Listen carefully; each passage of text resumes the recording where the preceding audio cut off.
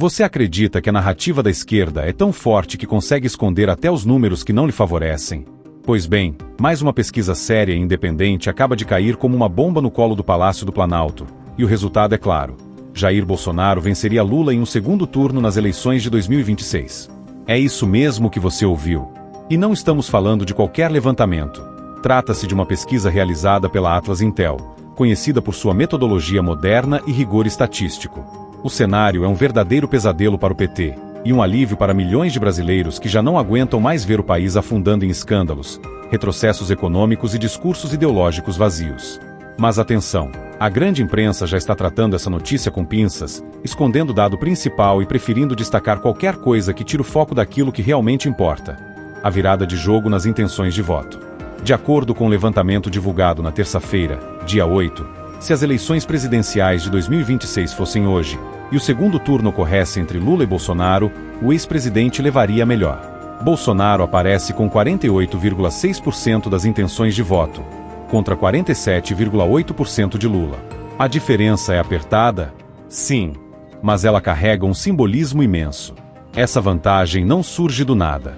Ela reflete um sentimento que cresce nas ruas, nos grupos de WhatsApp, nas igrejas, nas praças, nos comércios e nos lares brasileiros. O de que Lula enganou mais uma vez, prometeu um país do amor, mas entregou um governo de retrocessos, polarização e medidas autoritárias travestidas de democracia.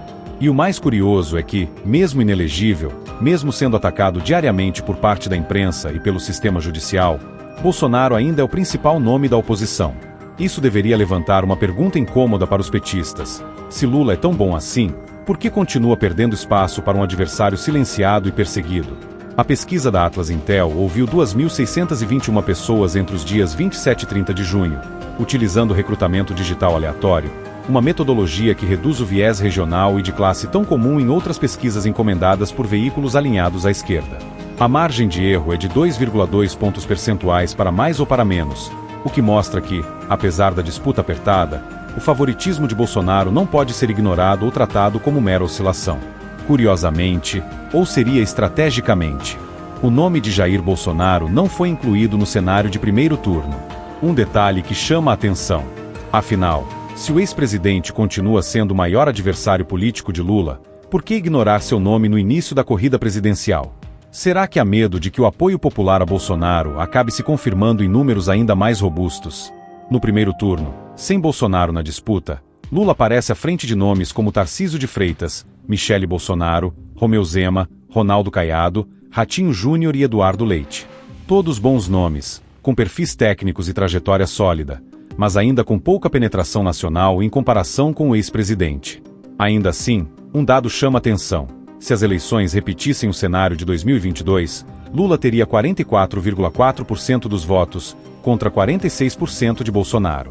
Sim, Bolsonaro cresceu, mesmo após tudo que enfrentou, e Lula caiu, mesmo com toda a estrutura da máquina pública à sua disposição. Isso por si só já desmonta a falácia de que o povo se arrependeu de ter votado na direita. Outro trecho do levantamento da Atlas expõe o que o Planalto tenta esconder a todo custo. A reprovação ao governo Lula voltou a crescer. Hoje, 51,8% dos brasileiros reprovam o desempenho do petista, enquanto 47,3% aprovam. E antes que algum militante venha dizer que esse número já foi pior, vale lembrar: em abril deste ano, a rejeição havia caído para 43,4%. Ou seja, em menos de 3 meses, o governo perdeu mais de 8 pontos em aprovação. E isso num cenário em que a economia ainda não desandou de vez, mas já dá sinais claros de estagnação. A inflação voltou a dar sustos, o desemprego preocupa e os pacotes de bondades não conseguem mais iludir o cidadão comum. O brasileiro já entendeu que o discurso da herança maldita não cola mais, e começa a cobrar resultados reais. E o ponto mais revelador da pesquisa talvez seja este. Quando perguntado sobre qual governo foi melhor, Lula ou Bolsonaro, a maioria dos brasileiros começa a dar um voto de confiança ao capitão. Das 18 áreas analisadas, a percepção de que Lula tem desempenho pior do que Bolsonaro cresceu em 11. Isso é devastador para a imagem construída com tanto esforço pela militância e por setores da imprensa aliados ao Planalto. Afinal, o próprio Lula passou a campanha prometendo reconstruir o Brasil, trazer de volta o amor e reerguer a economia. O que se vê, no entanto, é um país cada vez mais dividido, com a liberdade de expressão ameaçada, instituições aparelhadas e um povo mais pobre. Agora, fica o alerta: se Bolsonaro estivesse hoje elegível, o cenário político seria completamente outro. Sua liderança popular continua intacta, sua base é mobilizada, e os números mostram que, mesmo fora do jogo oficial, ele continua sendo o principal nome da direita brasileira. A tentativa de impedir sua candidatura em 2026, por vias judiciais e não pelo voto, escancara o medo da esquerda em enfrentá-lo nas urnas. Porque uma coisa é certa: Lula sabe que não tem mais a mesma força de antes, e a cada pesquisa divulgada, essa realidade fica mais evidente. A pesquisa da Atlas Intel não é apenas um número frio em uma planilha. É um retrato claro de que o povo brasileiro está acordando, que a narrativa já não basta, que a mentira tem perna curta, e que a esperança por um Brasil livre e conservador segue viva no coração da maioria silenciosa. E você, o que acha desses números? Será que ainda vão tentar esconder a verdade da população? Deixe sua opinião nos comentários. A sua voz é importante nesse debate.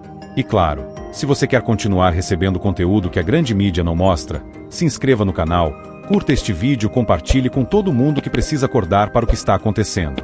Aqui, a verdade tem vez e voz.